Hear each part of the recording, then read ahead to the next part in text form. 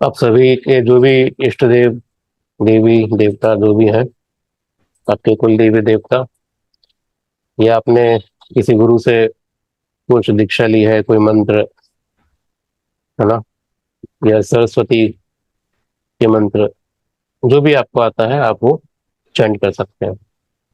सदाशिव समारंभाम शंकराचार्य मध्यमाम अस्मदाचार्य पर्यंताम वंदे गुरु परंपराम अखंड मंडलाकारं व्याप्तं येन चराचरं तत्पदं दर्शितं येन तस्मै श्री गुरुवे नमः। गुरु ब्रह्मा गुरु विष्णु गुरुदेवो महेश्वर गुरु साक्षात परब्रह्म तस्मै श्री गुरुवे नमः। जय गुरुदेव। तो लास्ट सेशन में हमने बायोकेमिक थेरेपी के बारे में हमने समझा था। टॉपिक बहुत बड़ा टॉपिक है ये, ठीक है। हमने उसमें से जो इस कोर्स से रिलेवेंट पार्ट है वो हमने करा, और ये टॉपिक फर्स्ट टाइम इंट्रोड्यूस करा गया है। आज से पहले ऑनलाइन आपको शायद ये कंटेंट आपको मिलेगा भी नहीं कहीं, जो हमने किया था, ठीक है। तो इसलिए हमने सिर्फ वो पार्ट हमने इसमें से कवर किया है जो कि आसान है।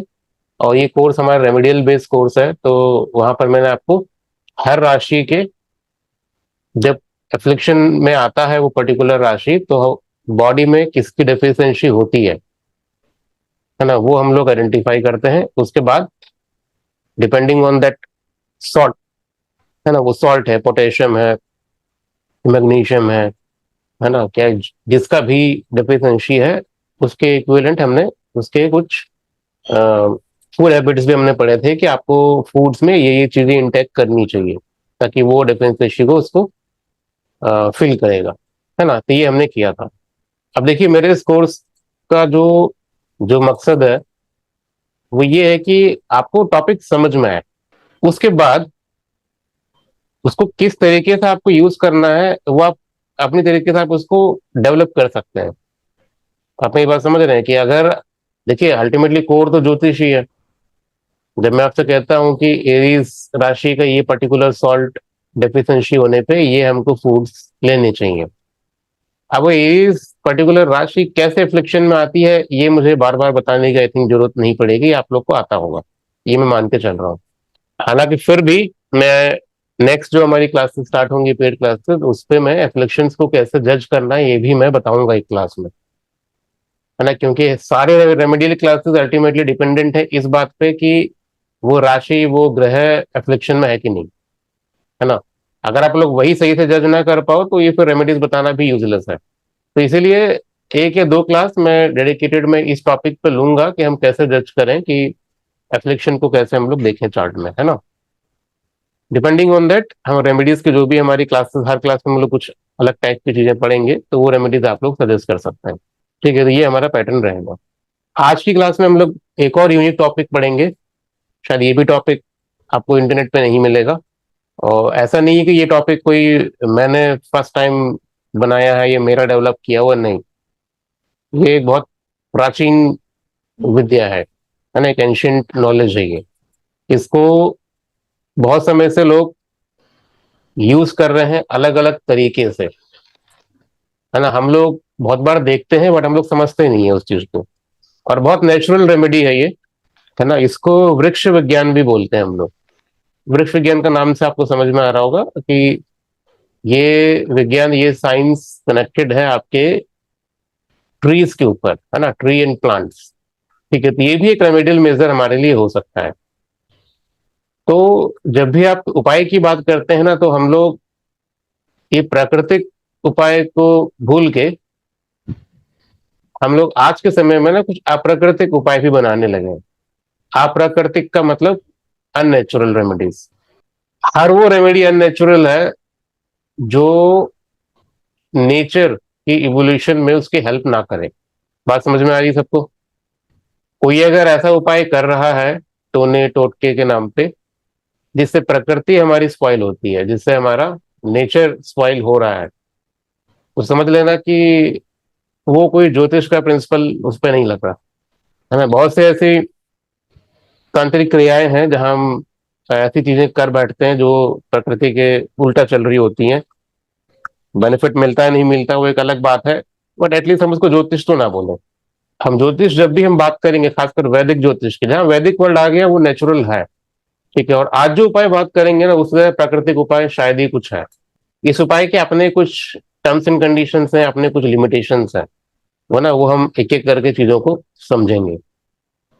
देखिए, जब भी आप ना वैदिक ज्योतिष में उपाय की बात करते हैं, लास्ट सेशन में मैंने इसको बताया भी था आपको कि किसी भी ज्योतिष के ग्रंथ में उपायों का जिक्र नहीं है। क्योंकि मैंने आपसे बोला भी था, किसी को अगर इन बिटवीन कोई ऐसा कोई रेफरेंस मिलता है तो हमें बताएं। अगर आज किसी क्लास में ऐसा कोई रेफरेंस मिला है तो वो चैट सेक्शन में डाल सकते हैं, कि कोई भी ऐसा क्लासिकल बुक जो किसी ऋषि ने लिखा है या किसी देवता ने, है ना, किसी देव ऋषि आचार्यों ने लिखा है, उस बुक में अगर उपायों का जिक्र किया गया है तो वो रेफरेंस वो डाल सकते हैं। जब मैं कहता हूँ उपायों का जिक्र, तो बीपीएचएस मत लिख देना, है ना, क्योंकि बीपीएचएस में एक आध चैप्टर में रेमेडीज का जिक्र है, बट उसमें उन्होंने, है ना, कुछ श्राप के ऊपर रेमेडीज दी हुई हैं, और जो रेमेडीज बताई वो रेमेडी हम करते नहीं है, है ना। उसमें भी हमने शॉर्टकट बना लिया, तो वो तो आप बोलना ही मत कि बीपीएचएस में रेमेडीज दी, बीपीएचएस दिए हुआ एक भी रेमेडी आप लोग नहीं करते। उसमें जो श्रापों की रेमेडी दी गई है ना, वो उसका दूर दूर तक नाता नहीं है जो हम लोग कर बैठते हैं यहाँ पे। उसमें पितृदोष के भी उपाय आपको मिलेंगे, इनडायरेक्ट रेमेडीज दी हुई हैं, बट वो हम नहीं करते हैं। हमें चाहिए शॉर्टकट रेमेडी। बट ऐसी कोई ग्रंथ जिसमें ये दिया हो कि कैसे डिसाइड करा जाए रेमेडीज, ऐसी कोई क्लासिकल बुक आपको नहीं मिलती। ठीक है, तो होता क्या है कि ज्योतिष में प्रिंसिपल्स दी हुई हैं डिसाइड करने का। देखिए, डायग्नोसिस एक पार्ट होता है, जब भी आप ट्रीटमेंट पे जाते हैं डॉक्टर के पास, तो डॉक्टर दो मेथड्स पे यूज करता है, एक है डायग्नोसिस, एक है उसका ट्रीटमेंट। तो आप जो ज्योतिष आप पढ़ रहे हैं ना, वो सब डायग्नोसिस का पार्ट है, वो ट्रीटमेंट नहीं है। बात समझ में आ रही है सबको? ट्रीटमेंट टोटली डिफरेंट चीज है। अगर ट्रीटमेंट आपको सीख, आप ट्रीटमेंट को सजेस्ट कर सकते हैं, आप ट्रीटमेंट खाली ये बता सकते हैं, आप करा नहीं सकते ट्रीटमेंट। आप, दोनों में फर्क है। तो आपको बहुत से रेमेडीज में हो सकता है आपको डिपेंडेंट रहना पड़े, और कुछ रेमेडीज हो सकता है आप खुद भी उनके लिए कर लें या अपने लिए भी कर लो। Otherwise maximum 70% of remedies dependency वाली रेमेडी।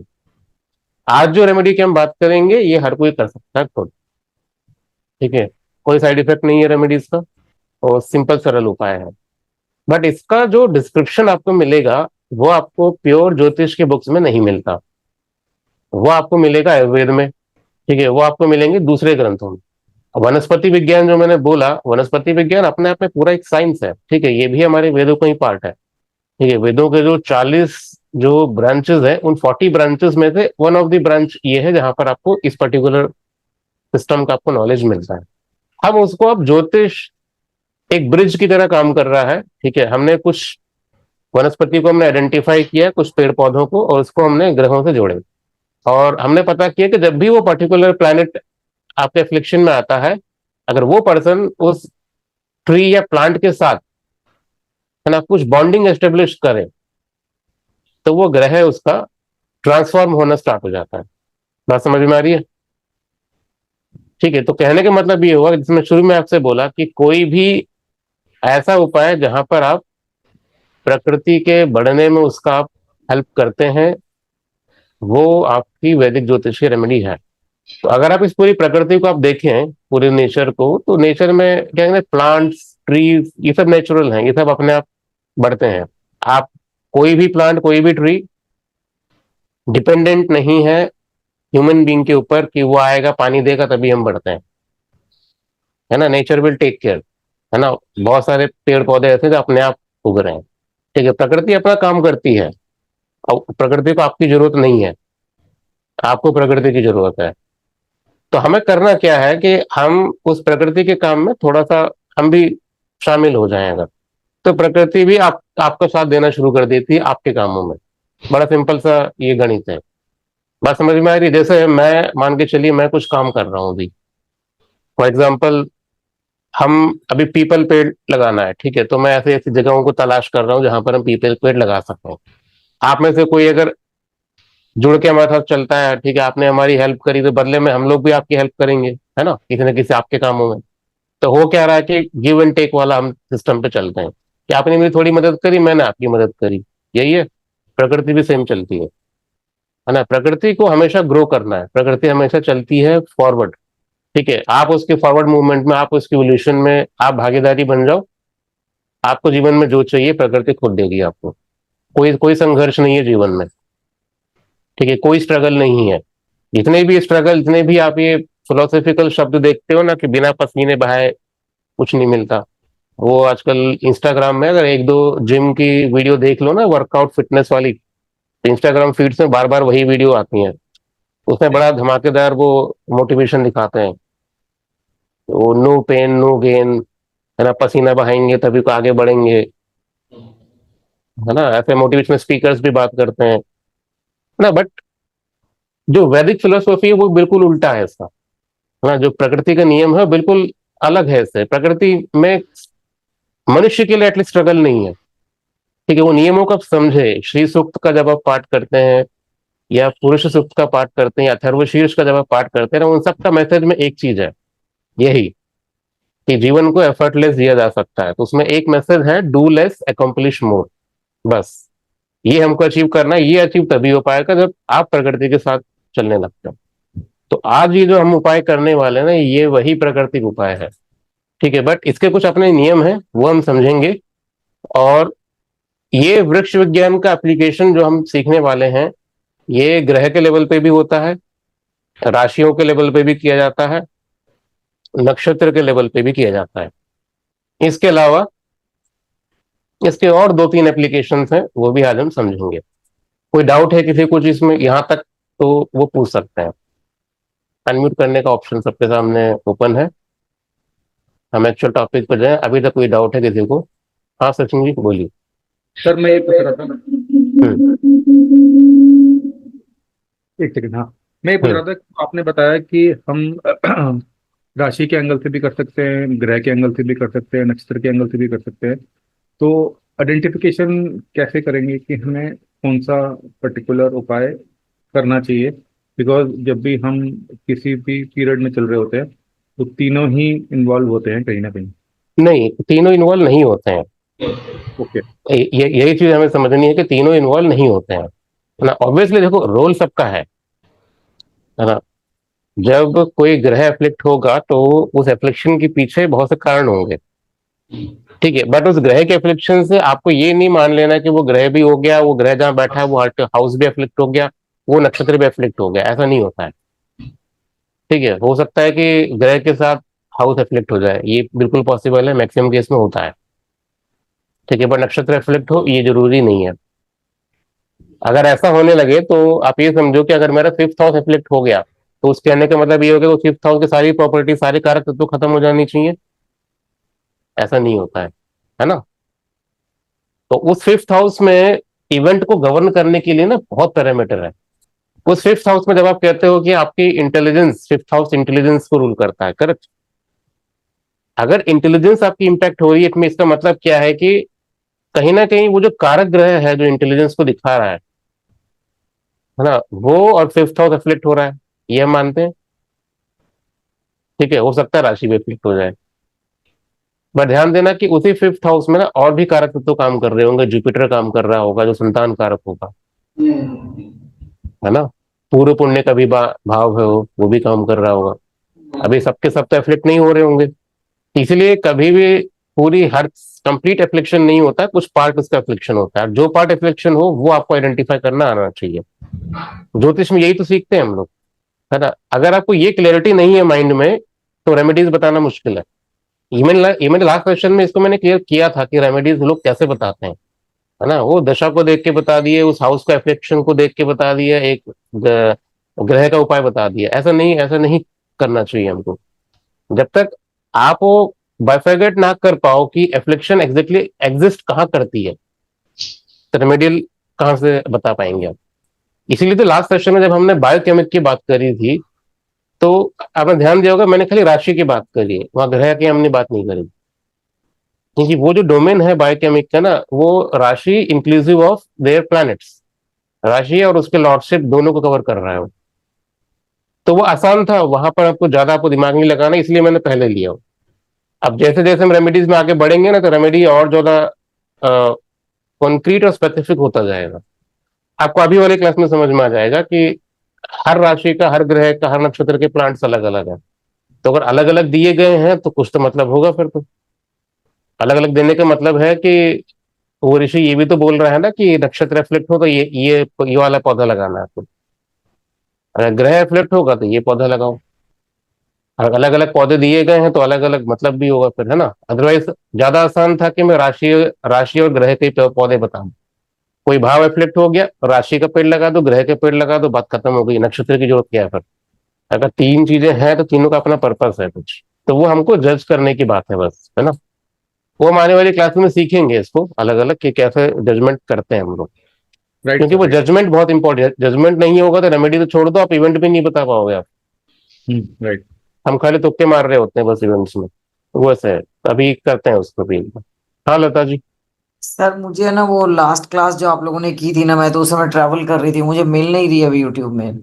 मैं क्लास को रोक के मैं लिंक निकाल के भेज दूं आपको, या नहीं नहीं अभी नहीं नहीं क्लास नहीं नहीं क्लास सर, खत्म बाद में कर। प्लीज प्लीज, मैं हाँ, ऐसा है नहीं ना। बोली सर, हाँ बाद में मुझे वो भेज। मैं भेज देंगे, कोई नहीं। आपने मेरे नीचे पढ़ लिया चैट, है ना। हाँ या हाँ क्लास हाँ। में कोई अगर लिंक है तो सप्तऋषि एस्ट्रोलॉजी हिंदी चैनल पर जाएंगे, वहां मिल जाएगा लिंक को। एक बार वो चैट सेक्शन में डाल दीजिएगा आप लोग ना। नहीं होगा तो मैं डाल दूंगा थोड़ी देर बाद। हाँ sir, thank you thank you thank okay, चलिए ठीक है, हम स्टार्ट करते हैं। देखिए रोहित सिंह जी ने डाल दिया लिंक, वो आप यू। देख लेना। ठीक है, चलिए ठीक है। तो देखिए जो आज हम सीखने वाले हैं इसका नाम है ज्योतिष वन। मैं आपको एक पूरा ये हॉलिस्टिक उसमें पढ़ाऊंगा ये। तो मैं ये एक्सपेक्ट नहीं कर रहा कि आप सभी लोग ज्योतिष वन बनाने बैठ जाएं, है ना। ये प्रैक्टिकली पॉसिबल नहीं है पूरा कंप्लीट स्ट्रक्चर को खड़ा करना। क्योंकि इसके लिए सबसे पहली रिक्वायरमेंट तो है हमारे पास लैंड होनी चाहिए, या इतना स्पेस हो जहाँ पर आप इसको प्लांट कर पाए, है ना। और सारी लड़ाई तो हमारी स्पेस के लिए चलती है आज, है ना। घर घर हम घर बनवा नहीं पा रहे हैं तो इतने सारे पेड़ लगाने के लिए जमीन कहाँ से लाए। ठीक है, तो मैं ये नहीं कहता कि पूरा पूरा वन आप लोग खड़ा कर दो, नहीं। बट जो एटलीस्ट जो एफ्लिक्टेड है वो प्लांट्स को आप लोग लगा सकते हैं। तो वो चीजें समझना। दूसरा कि ये जो ज्योतिष वन एक्चुअल में पार्ट है वैदिक वन का। वैदिक वन का मतलब हो गया वैदिक फॉरेस्ट। पहले के टाइम पे क्या होता था कि ये जो बड़े राजा महाराजा लोग होते थे, ये लोग इस तरीके के वनों का निर्माण करते थे। नाम सबने अलग अलग दिया है। कंप्लीट जो स्ट्रक्चर है इसका उसको वैदिक वन के नाम से बोला जाता है। उस वैदिक वन में उस वैदिक वन का एक पार्ट है ज्योतिष वन, जो हमारा जो एरिया है स्टडी। अदरवाइज मैं आपको ना ये ज्योतिष वन के अलावा दूसरे इस कंप्लीट स्ट्रक्चर की भी आज में बात करूंगा। तो ये पूरा जो हम लोग वैदिक वन की हम बात करते हैं, ये टोटल मान के चलो कि 6 डिविजन्स में बटा हुआ है। ठीक है, 6 डिविजन्स में ये बटा हुआ है। इसको कुछ आप ऐसे समझो, मैं आपको भी सिंपल बता रहा हूँ। मेरे पास एक्चुअली मैप होना चाहिए, मैंने आर्किटेक्चर से बनवाया था, क्योंकि ये पूरा वन मैंने अपने लिए बनवाया है। ठीक है, तो उसकी फोटोग्राफ्स वगैरह मैं नेक्स्ट क्लास में आपसे शेयर करूंगा मैं लाइव। बट अभी आप समझने के पर्पज से इसको पैसे समझो। ये हमारा है फर्स्ट पैरामीटर। ये आपको अभी समझ में आ जाएगा एग्जैक्टली क्या है ये। ठीक है, कुछ ऐसा समझो, कुछ ऐसा है ये। अब ये जो सेंटर का पार्ट है, इसमें एक्चुअल में मुझे दिखाने चाहिए 9 ब्लॉक। इसमें कितने हो गए, 1 2 3 4 5 6 हो गए ना। ना ना, ये मैंने गलत कर दिया है। इसको ये ऐसे बनेगा। अच्छा ठीक है, आप समझ लेना इक्वली डिवाइडेड है। मैं इसको ड्रॉ नहीं कर पा रहा हूँ अभी। ये स्क्वायर जो आप देख रहे हैं इसके अंदर 9 डिविजन्स हैं। ये 9 डिविजन्स आपके 9 ग्रहों के लिए ये बनाया जाता है। जब भी आप 9 ग्रहों की आप बात करेंगे, 9 ग्रहों का एक साथ, तो हमेशा वो इस स्ट्रक्चर में बनता है। आपने घर में अगर कभी पूजा पाठ कराया हो या नवग्रह की शांति वगैरह कराई हो तो वहां भी ना वो पंडित लोग वो यंत्र बनाते हैं प्रॉपर, है ना। तो ऐसे ही वो स्क्वायर शेप में यंत्र होता है। ऐसे 9 डिविजन्स होते हैं। और 9 डिविजन्स में वो दिशाओं के अकॉर्डिंग वो ग्रह का उसमें धान्य रखते हैं। धान्य मतलब वो आइटम्स ग्रहों के।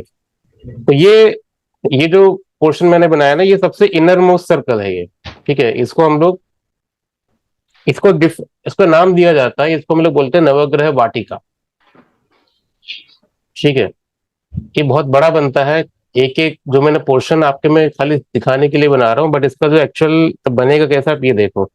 इसमें जो सबसे इनर सर्कल है यहाँ पर, ये जो स्थान होता है ये होता है सूर्य का। सबको दिखाई दिया? जी। सही है। और इसी जगह पे ही जब आप पूजा पाठ वगैरह घर पे कराते होंगे तो आप देखेंगे कि सूर्य का जो धान्य होगा, सूर्य के जो मटेरियल्स होंगे जो पूजा में यूज होते हैं ना, वो हमेशा सेंटर पे आपको मिलेंगे। क्लियर हो गया? दूसरा, इसके जस्ट नीचे हमें मिलता है क्या? मार्स। गलत हो तो बताइएगा मैं, ठीक है? मार्स के जस्ट लेफ्ट साइड पे होता है राहु, ठीक है? और मार्स के राइट साइड पे क्या, किसी को याद है? चंद्र, ठीक है? सन के वीनस। राइट सर साइड पे वीनस। आपको मिलेगा वीनस।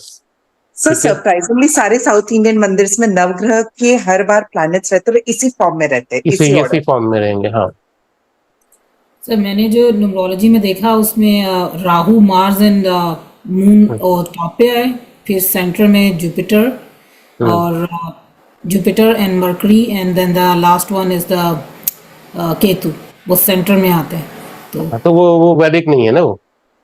अच्छा, अभी अभी ये जो पैटर्न है, ये पैटर्न सोलर सिस्टम का भी यही पैटर्न होता है, ये ठीक है? और ये थोड़ी सोलर सिस्टम की नहीं, मैं जो डायरेक्शंस जो ग्रह को दिए जाते हैं, अगर वास्तु में भी आप देखोगे तो वहां भी यही डायरेक्शंस होते हैं, अच्छा, हाँ, यस ठीक है? यस, बाकी तो नॉर्थ साइड पे, ये शनि के ऊपर न- केतु। हाँ, नॉर्थ में अगर आप बात करोगे तो नॉर्थ सेंटर में आपको मिलेगा यहाँ पर गुरु, अच्छा, सही ठीक सही, है? और मर्क्यूरी। गुरु के बाद यहाँ पर होगा मर्क्यूरी, ओके, और यहाँ पर आपको मिलेगा केतु, सही, ठीक है? अब वो धान्य वगैरह हम ना आगे आने वाली क्लास में हम बात करेंगे, जब हम नवग्रह शांति के उपाय की जब बात करेंगे तब हम इसको समझेंगे कि हर ग्रह का कौन सा धान्य होता है, और वहां भी हम यही पैटर्न ही यूज करते हैं। जब मैं Okay. सूर्य का धान्य आपको बताऊंगा तो सूर्य का जो धान्य होगा वो हमें सेंटर पे ही रखा जाएगा, पैटर्न यही रहेगा। अब ये जो सेंटर जो पोर्शन है पूरे उस ज्योतिष वन का, इसको हम लोग नवग्रह पोर्शन हम लोग बोलते हैं। डिपेंड करता है आप कितना इसको भव्य बनाते हैं। आप अगर एक एक पौधा लगा रहे हो तो वो नवग्रह वाटिका नहीं बोलोगे आप, ठीक है? आप बोलोगे ये नवग्रह की छोटा सा कोना है, ठीक है? क्योंकि आप तो कोना दे पाएंगे उसको ना। वाटिका का मतलब हो जाता है पूरा गार्डन है पूरा एक, है ना? तो ऐसे पहले के टाइम पे उज्जैन में बने हुए हैं आज भी, और साउथ में बहुत से ऐसी जगह हैं जो राजा महाराजा लोग अपने लिए बनाया करते थे, बट उसका एप्लीकेशन हमेशा गुप्त रखा गया। गुप्त रखा क्या गया क्योंकि जो उनको रिकमेंड किया जाते थे वो राज ज्योतिषी लोग बताया करते थे। अब राज ज्योतिषी अगर उपाय किसी राजा को बता रहा है तो राजा के लेवल के उपाय होंगे ना वो। अब उन्हें पता है कि ये उपाय अगर मैं किसी नॉर्मल पर्सन को बता भी दूंगा वो कैसे करेगा उसको।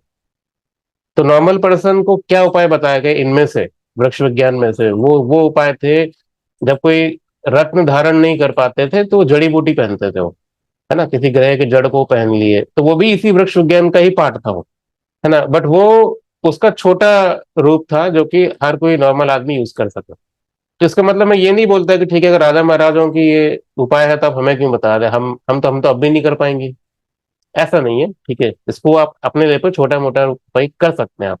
ये जो 9 पेड़ हैं ये तो आप घर पे लगा सकते हो ना। अगर इसी पैटर्न में लग जाए तो बहुत अच्छी बात है। नहीं लग पाता पैटर्न में कोई दिक्कत नहीं, आप इसको लीनियर उसमें लगा लो। बहुत लोग क्या कहते हैं घर में कोने में लगाते हैं ना ऐसे क्यारी सा बना के, अब वहां लगा लीजिए, कोई दिक्कत। डायरेक्शंस को आप इग्नोर करो तब आप। अब इसका मेन जो फंडा क्या है कि कोई, देखिए सबसे पहले तो उपाय, ये वो उपाय नहीं है कि आपकी जॉब नहीं लग रही तो पौधे लगाने शुरू कर दो, वो नहीं होगा। यूपीएससी क्लियर नहीं हो रहा है पौधे लगा दो, आईएएस आईपीएस पौधे लगाने से तो नहीं बनेंगे ना, तो वो अंडरस्टूड सी बात है। ये उपाय उन कामों के लिए नहीं है। इन उपाय को कब करना है कि जब भी कोई किसी ने जन्म लिया उस टाइम पे कुंडली दिखाई गई, या अगर अभी भी आपको कोई कुंडली दिखाता है, ठीक है, वो आपसे पूछता है कि ठीक है मेरे पूरा जीवन का बताइए मुझे क्या करना है क्या नहीं करना है, तो तब आप इसको इम्प्लीमेंट कर सकते हो। फॉर एग्जाम्पल कि देखिए इसको कोई अगर एक ग्रह एफ्लेक्टेड है चार्ट में आपको दिख रहा है, और वो बहुत ग्रह बहुत इंपॉर्टेंट है आपके लिए, क्योंकि वो क्या पता वो ग्रह आपके संतान भाव का है ना, 5th हाउस का है, क्या पता वो प्लैनेट आपके 7th हाउस का लॉर्ड है। है ना, या 11th हाउस का लॉर्ड है, तो ये सारे ग्रह इंपॉर्टेंट है कुछ ना कुछ करके। ठीक है, तो उसके लिए क्या करें कि उस पर्टिकुलर प्लैनेट का आप लोग प्लांट को लगाएं, वृक्षारोपण करें, उस पर्टिकुलर ग्रह का वृक्ष लगाएं। वृक्ष लगाने के नियम ये नहीं है कि आपको घर पे ही लगाना है इसको, जरूरी नहीं है, आप कहीं भी लगाइए, आपके घर पे लगाइए, पड़ोसी के घर पे लगाइए, कोई फर्क नहीं पड़ता उससे। ठीक है, लगाए कोई भी, बट जो उसको नरिश कर रहा होगा पुण्य उसको मिलेगा, इतना सा नियम है। अब नरिशमेंट का मतलब ये नहीं है फिर आप कल को एक और दुविधा में होंगे कि मेरे घर में तो नौकर चाकर भी हैं, है ना, घर में मैं एक रोटी तो नहीं बनाती, बट क्या मैं अब जाके गार्डनिंग करूंगी या गार्डनिंग करूंगा, ऐसा भी नहीं है। तो घर में जब आपके पास सुविधा है तो आपके बिहाफ में कोई माली भी इसको लगा सकता है। ठीक है, बट आपको उसको मॉनिटर करना पड़ेगा। बात समझ में आई? कुल मिला के ये है कि जब जब तक उस पेड़ का नरिशमेंट चलता रहेगा, आपके विजन, आपके थॉट प्रोसेस में वो बात रहेगी कि ठीक है आपको इसको नरिश करना है, उसका पुण्य, उस रेमेडी का जो फायदा है वो आपको मिलने वाला है। ठीक है, जैसे जैसे प्राकृतिक बढ़ेगा वो पेड़, नेचुरल तरीके से वो पेड़ ग्रो करेगा, आपके जीवन में भी वो ट्रांसफॉर्मेशन आती जाएगी। किसी को अगर ये उपाय टेस्ट करना हो ना कि ये काम करता है कि हम ऐसी बात कर रहे हैं, तो मैं आपको एक चीज और बता दूं, किसी कुंडली में अगर दोष है, कोई ग्रह अगर एफ्लेक्टेड है, बहुत ज्यादा ही एफ्लेक्टेड है, आप वो पौधा लगा नहीं पाएंगे आप। ठीक है, आप पौधा लगाएंगे वो नरिश नहीं कर पाएंगे, वो पेड़ मर जाएगा वो। ठीक है, या भूल जाएंगे, आपने आज लगाया, 2-3 दिन आपने उसका टेक केयर करा, उसके बाद कुछ ऐसा काम पड़ गया कि आपके बिल्कुल ही अटेंशन से हट गया वो, और 10 दिन बाद आके देख रहे हैं वो पौधा वहां पर है ही नहीं, कोई उखाड़ दिया, किसी ने खराब कर दिया, कुछ कर दिया। तो ऐसी रुकावटें आपको आती रहेंगी। अगर ऐसी रुकावट आती है तो मन में ये वहम नहीं बना लेना कि कुछ इसका अनर्थ हो जाएगा या कुछ इसका बैकफायर कर रहा है, नहीं।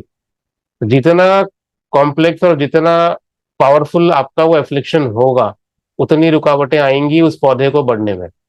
आप ये मानो कि प्रकृति एक तरीके से ना, आपका जो सारा जो दुख है ना वो उस पौधे के माध्यम से निकल रहा है। पौधा भी एक जीव है ना, वो आपके लिए मर रहा है, ये समझो आप। तो ये बिल्कुल एक जीवित उपाय है, ये ऐसा नहीं है कि कर लिया आंख बंद करके बस कर रहे हैं, जो हो रहा है, ऐसा नहीं करना है। तो इसको बड़ा ध्यान से और तरीके से इसको करना है, तो इन्वॉल्व होके करना है। तो ये आपके लिए लगाए कोई भी, उससे फर्क नहीं पड़ता है, बट जो भी लगा रहा है, सब कर रहे हैं ना, वो आपको थोड़ा सा मॉनिटर करते रहे आप लोग, तो वो ज्यादा अच्छा है आपके लिए। अदरवाइज कुछ अगर पेड़ पौधे अगर इसमें नहीं बचे, मर गए, तो उसमें कोई दोष नहीं है आपको, कैसा या ऐसा नहीं सोचना है कि फिर पता लगा पहले ही कुंडली में आप सूर्य का दोष लेके बैठे हैं, सूर्य का पौधा नहीं हो रहा, और उसमें आप एक और अपने मन में अपने वो जोड़ लिया कि वो दोष कहीं और बढ़ ना गया, वो ये पौधा मर गया, ऐसा नहीं होता है। ठीक है, जैसे मैंने बताया कि इस पूरे उपाय का कोई भी साइड इफेक्ट नहीं है, या तो प्रकृति के साथ चलोगे या तो नहीं चलोगे, बस इतना है, उसके अगेंस्ट कुछ नहीं कर रहे। दूसरा कि कोई अगर ग्रह एफ्लेक्टेड है तो सिर्फ उसी के लिए ही पौधा लगाना है, ऐसा नहीं है। आपकी कुंडली में कोई अगर दोष है, उस दोष के लिए भी लगाए जाते हैं, उस दोष के कॉम्बिनेशंस में भी लगाए जाते हैं। बात समझ में आ रही है? जैसे राहु सूर्य है ना, राहु सूर्य के नाम वाले दोष आप लोगों ने सुने होंगे, और ये जो कॉम्बिनेशन आपको पता है कि ये ग्रहण दोष हो गया या पितृदोष हो गया, ये कॉम्बिनेशन किससे बन रहा है? राहु और सूर्य से। ठीक है, अगर आप पूरे इस नवग्रह के प्लांटेशन आप नहीं कर पाते हैं तो एटलीस्ट उस राहु और सूर्य से रिलेटेड आप पौधे को आप लगाइए। जैसे जैसे वो पौधा ग्रो करेगा, आपकी कुंडली से राहु सूर्य का दोष भी जो होगा ना वो भी रिड्यूस होता जाएगा। और जब वो पौधा अपने, कहते हैं ना कि मैक्सिमम उसमें ग्रो में आ जाए, आप समझ लेना कि आपका वो उपाय हो चुका है, और जो भी उसके रिजल्ट है वो आपको मिलने स्टार्ट हो जाएंगे। ये उसका तरीका है। तो इसका मतलब क्या हुआ कि ये सिर्फ इंडिविजुअल ग्रह के लिए नहीं, उस वो ग्रह का जो योग है उस योग के लिए भी काम करते हैं। कोई दशा चल रहा है, आप अगर दशा सिस्टम यूज करते हैं, दशा में कोई आपको एफ्लिक्शन दिखता है तो कोई दिक्कत नहीं, दशा के लॉर्ड के पौधे लगाइए। मैं आपको इसके नंबर्स बता देता हूँ, ठीक है, वो आप लोग नोट कर लीजिएगा। ठीक है, नंबर्स। और दूसरा मैं आपके सामने अभी एक ना स्क्रीन भी शेयर कर देता हूँ, तो आप में से कोई चाहे तो इसका फोटोग्राफ भी ले सकता है। और बाकी जो कोर्स के पार्टिसिपेंट्स होंगे उनको ये पीडीएफ मिल जाएगा, एक मैं थिंकिफिक में अपलोड कर दूंगा। अब इसमें बहुत सारी चीजें दी गई हैं, धातु है, दोष है, ठीक है, वो हमारा आज का पार्ट नहीं है, तो कभी हम लोग आयुर्वेदिक ज्योतिष पढ़ेंगे तब हम इन सब पर डिस्कस करेंगे। आपके लिए जो है इसमें वो कॉलम नंबर 2 और 5, ये 2 कॉलम आपके काम के हैं। ग्रह वाला कॉलम और दूसरा एक वृक्ष हिंदी में लिखा है, और यही इसका नाम संस्कृत में भी दिया हुआ है और उसका साइंटिफिक नेम भी दिया गया। ठीक है, क्योंकि बहुत बार क्या होता है ना कि अलग अलग स्टेट्स में एक ही पौधे का नाम अलग अलग तरीके से है, इसका साइंटिफिक नाम भी दिया है, तो आप उसके अकॉर्डिंग आप इसको आइडेंटिफाई कर सकते हैं। और बहुत सी जगहों पे आपको ना इन ग्रहों के ना पौधों के डिफरेंसेस आपको मिलेंगे, खासकर शुक्र के लिए, शनि के लिए, राहु के लिए हो गया, या गुरु के लिए, मंगल के लिए हो गया। इन लोगों इनके ना प्लांट्स के वो नाम अलग, डिफरेंट प्लांट दिए गए हैं। ठीक है, बट कोई दिक्कत नहीं है, आप ये जो टेबल है इस पे भरोसा कर सकते हो, ये ट्रस्टेड है और जिस सोर्सेज से लिया गया है वो सोर्सेज भी ऑथेंटिक है और ये वेरीफाई भी करे गए हैं डिफरेंट डिफरेंट ऐसे लोगों से जो वृक्ष विज्ञान का नॉलेज रखते हैं, और वैद्यों से भी। ठीक है, अभी जैसे फॉर एग्जाम्पल हम बात कर रहे थे इसका पितृदोष या फिर ग्रहण दोष के बारे में, जो राहु और सूर्य से रिलेटेड है। अब आप देख पा रहे हैं कि सूर्य का जो ग्रह है उसका जो वृक्ष है वो मदार को बोला गया है, जिसको इंग्लिश में, इसको संस्कृत में अर्क भी बोलते हैं।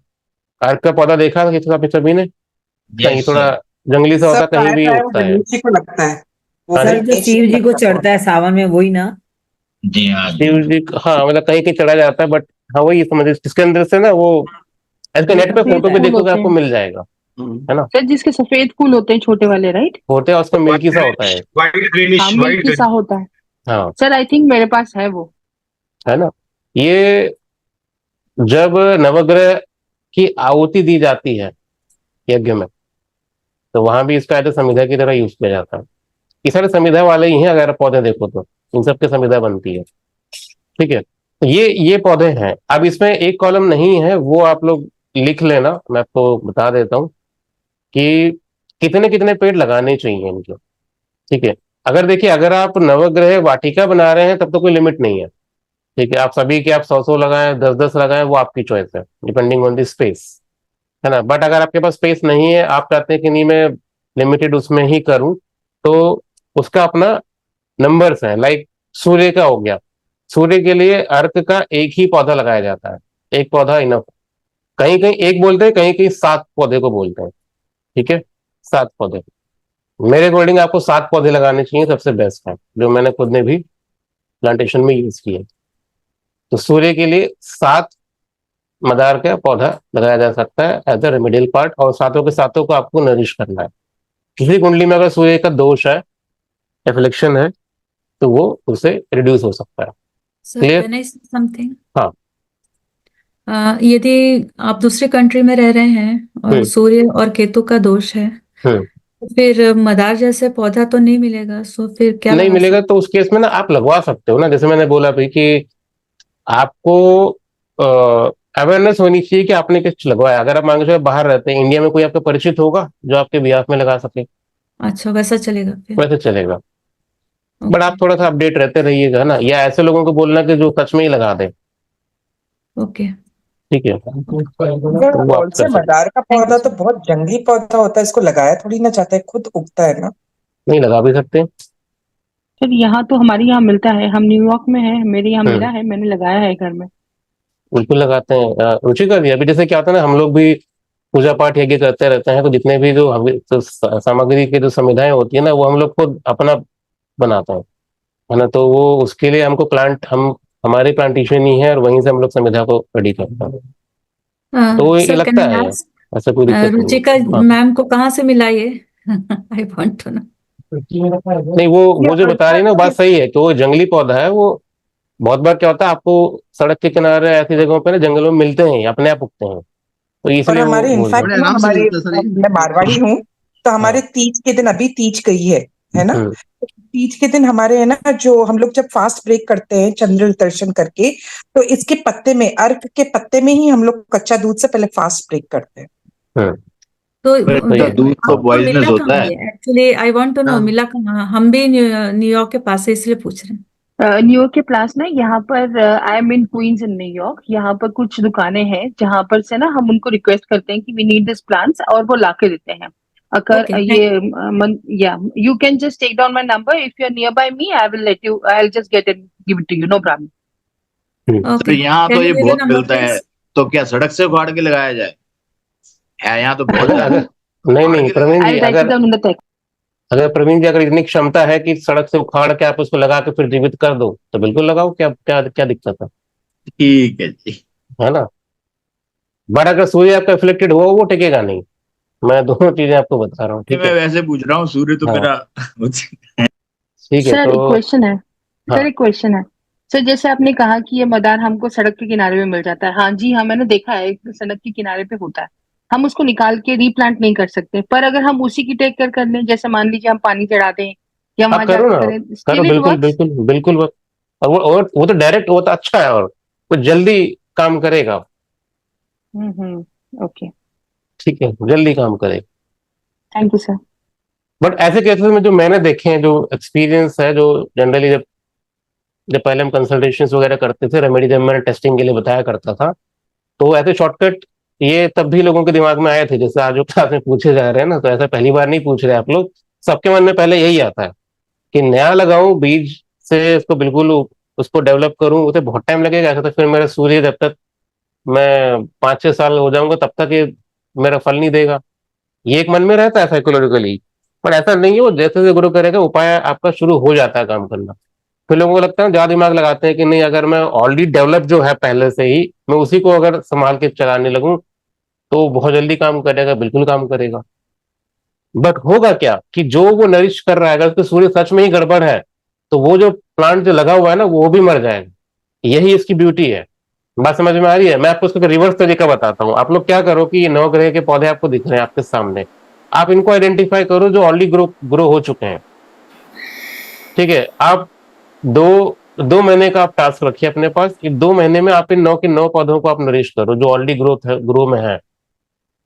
आप देखोगे कि उस 9 में से ना 3-4 पौधे ऐसे होंगे कि जब से वो आपके कांटेक्ट में आएंगे ना तभी से वो खराब हो जाएंगे वो।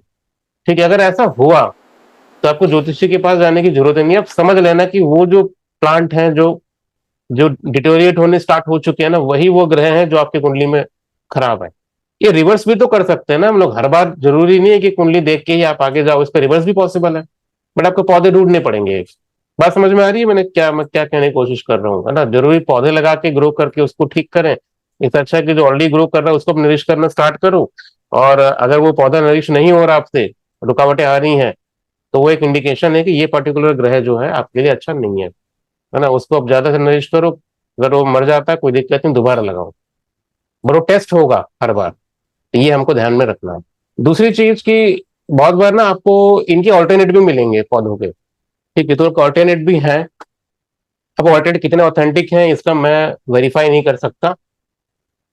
जो वेरीफाइड है मैंने खाली वही इसमें दी हुई है।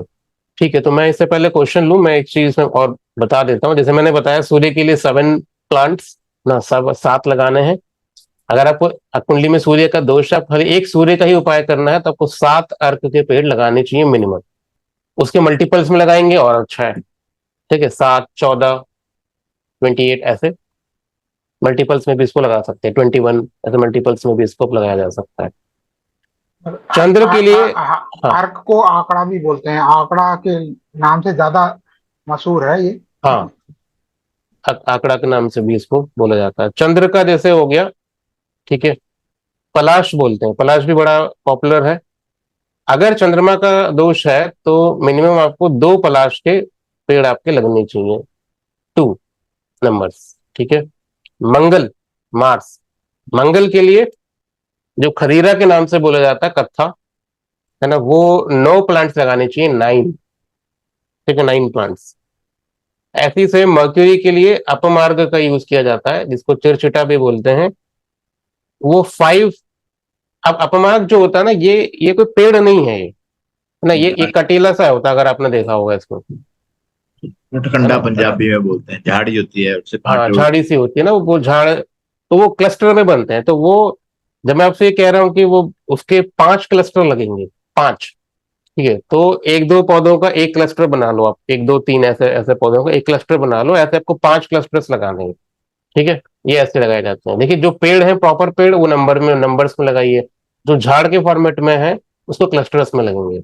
जैसे दूर्वा, है ना, कि राहु के लिए दूर्वा यूज किया जाता है, वो घास होती है। ठीक है, तब मैं आपसे ये बोलूंगा कि दुर्वा राहु के लिए ना 4 लगाए जाते हैं। तो चार चार घास थोड़ी लगाओगे आप, क्लस्टर्स में लगेंगे वो 4 क्लस्टर्स में। मर्क्यूरी के लिए हमने अपमार्ग बताया, गुरु के लिए जुपिटर, जुपिटर के लिए अश्वत्थ का पेड़ होता है ना, पीपल, जो अभी हम लोग पितृपक्ष में लगाने वाले हैं 1008 पीपल।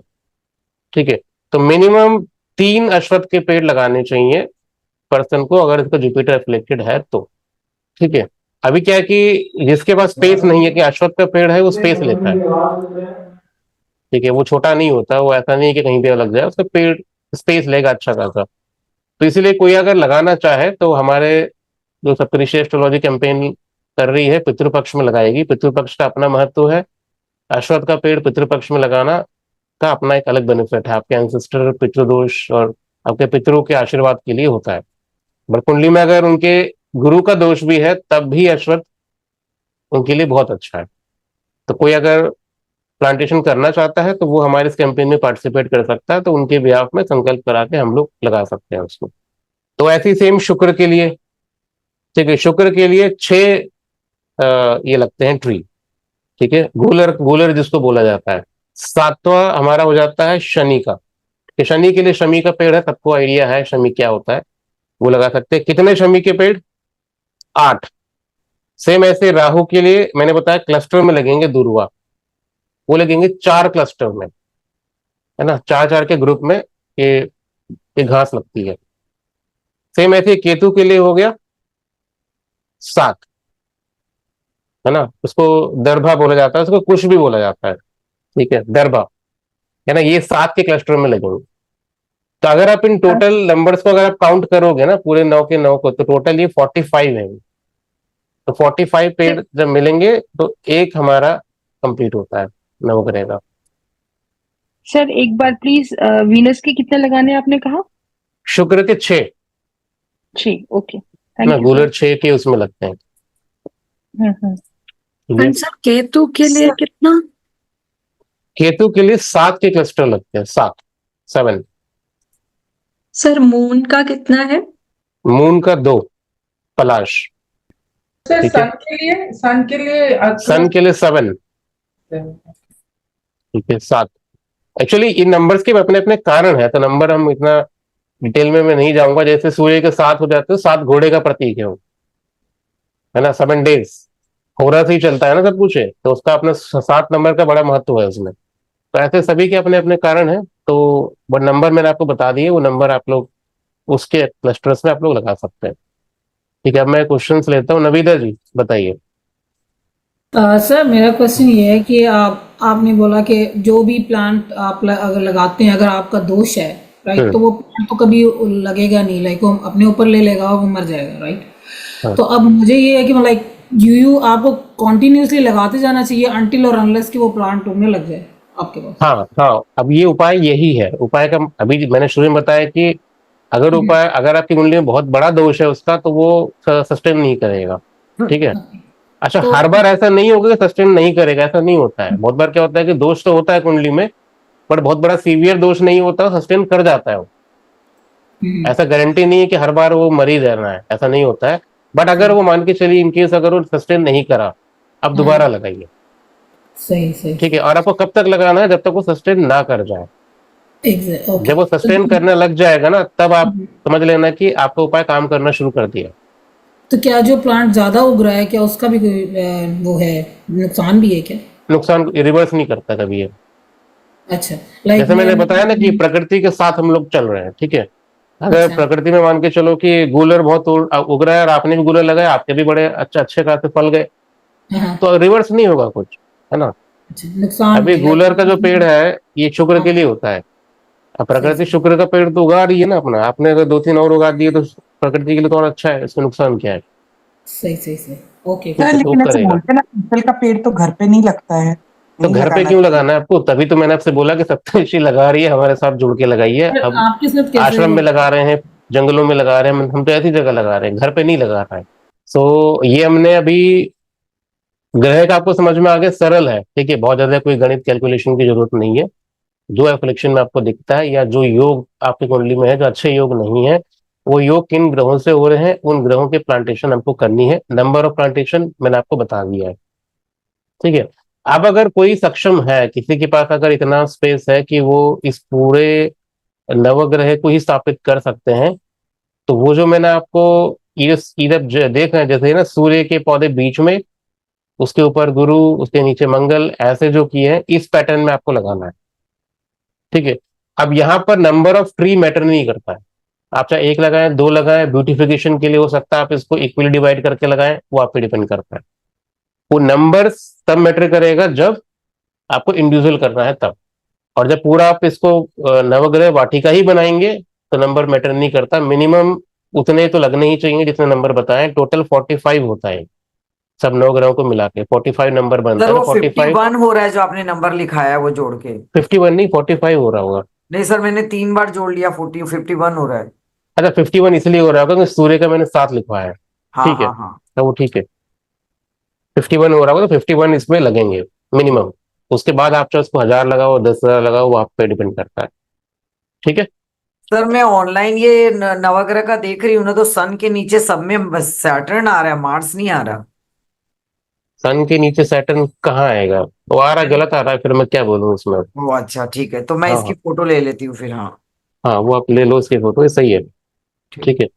आप किसी भी साउथ इंडियन टेम्पल में जाओगे ना, ग्रह ऐसे ही बिठाए जाते हैं। ठीक है, सर आपको टाइप डायरेक्शन टेम्पल इसमें, में डायरेक्शंस डायरेक्शंस के अकॉर्डिंग ही डाले गए हैं। नहीं, मतलब ये ईस्ट होगा तो जुपिटर के प्लैनेट्स हैं ऐसा, या नॉर्थ होगा तो जुपिटर के? हाँ, ये जैसे ये जो गुरु के ऊपर ये नॉर्थ है पूरा एक। ठीक है, नॉर्थ। Okay okay. इस साइड ईस्ट है।